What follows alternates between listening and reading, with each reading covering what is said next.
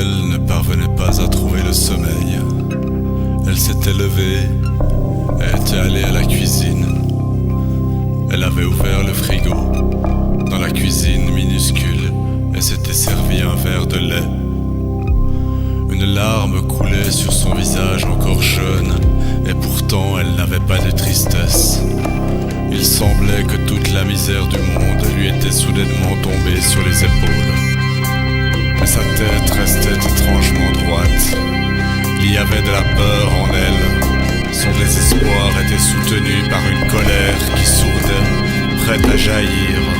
Mais tout était calme. Et le bruit électrique du frigo énervait ce silence moudre qui déjà présageait d'une vie ratée.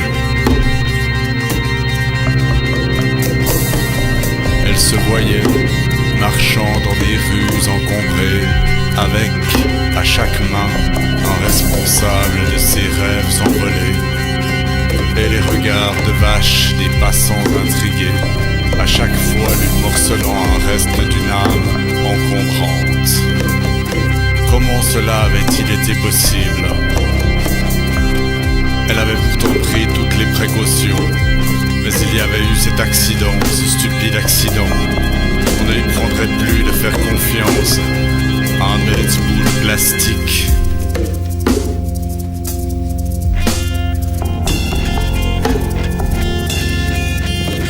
Le préservatif s'était rompu, sans doute sous l'impulsion d'une éjaculation un peu plus forte que les autres, ou alors un défaut de fabrication. Quoi qu'il en soit, on en était là quand Isabelle entendit un bruit de porte. C'était Jean. Il se levait régulièrement pendant la nuit pour soulager sa vessie qui semblait ne jamais vouloir s'arrêter de fonctionner.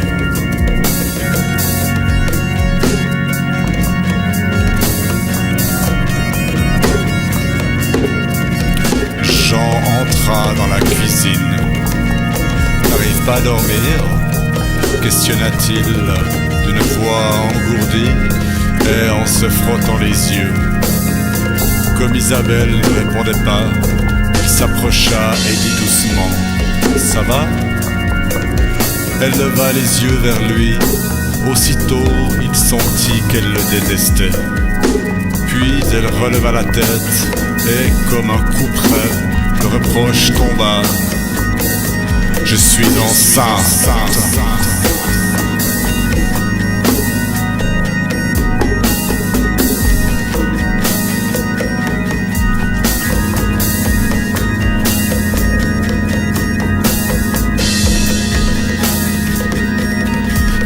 Marchait seul dans les rues ennemies.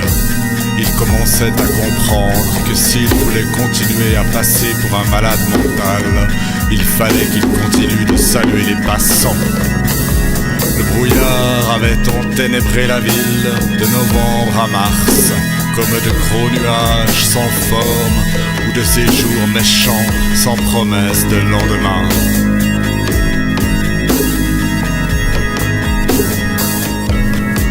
Il s'arrêta sur le pont, dans son milieu, et s'appuya contre la barrière comme un dernier rempart avant une mort certaine. Il sentait que la vie serait quelque chose, et c'était pire que tout puisqu'il n'avait rien espéré pour ce temps qui, devant lui, ne lui promettait rien. Il faudrait meubler.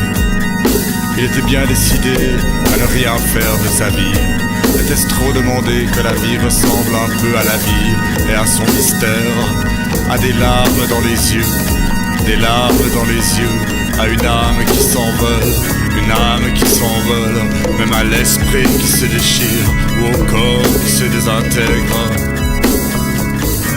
Et ces stupides voitures trop colorées sur cet asphalte, comme une tombe sans histoire, comme une tombe sans histoire, comme une tombe sans histoire, comme une tombe sans histoire, comme une tombe sans histoire, sans histoire, sans histoire.